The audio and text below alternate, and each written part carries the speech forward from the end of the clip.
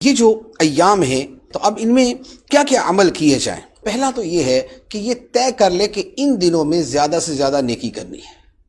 دن ہو یا رات۔ اب وہ نیکی تلاوت کی صورت میں ہے، وہ نماز کی صورت میں ہے، وہ صدقہ و خیرات کی صورت میں ہے، وہ کسی کے ساتھ جو ہے وہ حسن سلوک کرنے کی صورت میں ہے، وہ ماں باپ کی خدمت کی صورت میں ہے، وہ میاں بیوی کا جو ہے وہ آپس میں جو ہے وہ اچھا تعلق اس کے اعتبار سے ہے۔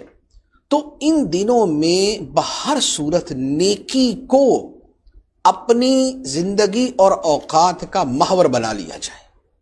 تو کوئی بھی نیک عمل کیا جائے اور کثرت کے ساتھ ان دنوں میں کیا جائے۔ دوسری بات جو فرمایا کہ روزے رکھنا، ایک روزہ ایک سال کے روزوں کے برابر، تو جو 9 دن ہیں، 10 ذوالحجہ کا روزہ مکروہ تحریمی ہے، تو جس سے پہلے کہ 9 دن ہیں ان دنوں کے اندر روزہ رکھا جائے۔ اور تیسرا عمل ہے راتوں کا قیام، کیونکہ راتوں کے قیام کو شب قدر کے برابر قرار دیا گیا، تو راتوں کو قیام کیا جائے، عبادت کی جائے۔ قیام کا مطلب کہ اس میں نمازیں پڑھیں، نوافل پڑھیں، اس میں تلاوت کریں، اس میں اللہ کا ذکر کریں، اس میں درود پاک پڑھیں، اور اس طرح کا جو علم دین سیکھنے سکھانے کا معاملہ ہے وہ کریں۔ تو یہ ساری ملی جلی عبادتیں کریں، اور بہت عمدہ اور بہت اعلیٰ یہ ہے کہ نماز کی طرف، تلاوت کی طرف، ذکر اللہ کی طرف اور درود پاک کی طرف آئیں۔ پھر اس کے ساتھ ایک اور عمل، اور وہ ہے ذکر اللہ کرنا، اللہ کا ذکر کرنا۔ اللہ کا ذکر کرنا بطور خاص اس لیے کہ حدیث مبارک میں فرمایا گیا، شعب الایمان کی حدیث ہے، نبی پاک صلی اللہ تعالیٰ علیہ وسلم نے فرمایا کہ اللہ کے نزدیک حج کے ان 10 دنوں سے افضل اور پسندیدہ دن کوئی نہیں، لہٰذا اب یہ حدیث مبارک کے الفاظ ہیں، فرمایا لہٰذا ان دنوں میں سبحان اللہ، الحمدللہ، لا الہ الا اللہ اور اللہ اکبر کی کثرت کرو۔ اور ایک روایت کے الفاظ ہیں کہ سبحان اللہ، الحمدللہ، لا الہ الا اللہ اور ذکر اللہ کی کثرت کرو، تو اب وہ کوئی بھی ذکر ہو۔ تو گویا ان دنوں میں جیسے یہ تیسرا کلمہ ہے سبحان اللہ والحمدللہ ولا الہ الا اللہ واللہ اکبر، یہ اس کے ساتھ ولا حول ولا قوت الا باللہ ملا لے، تو ان تسبیحات کو ان دنوں میں زیادہ کر دیں،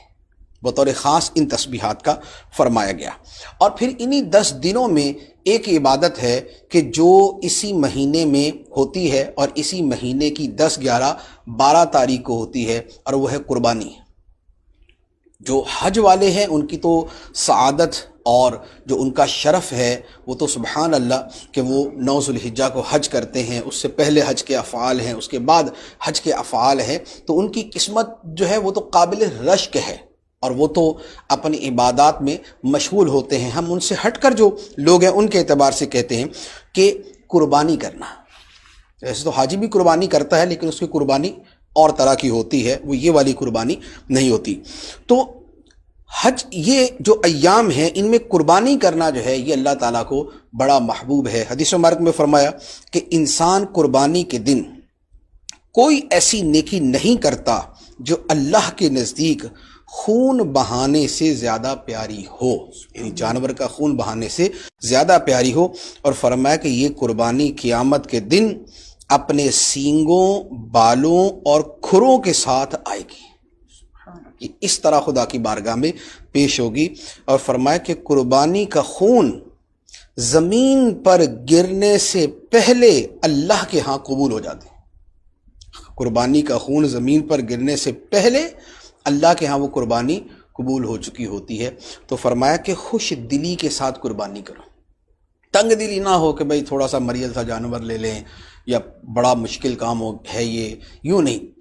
خوش دلی کے ساتھ قربانی کریں۔ تو یہ جو فضائل ہیں یہ خاص ان دنوں کے ہیں، تو ان دنوں کے اندر کوشش کریں کہ اپنے آپ کو عبادت میں، رب کی بندگی میں، اطاعت کے کاموں میں، نیکیوں میں، نمازوں میں، شب بیداری میں، تلاوت میں، ذکر اللہ میں، ان کاموں کے اندر مشغول رکھیں۔ اللہ تعالی ہمیں عمل کی توفیق عطا فرمائے۔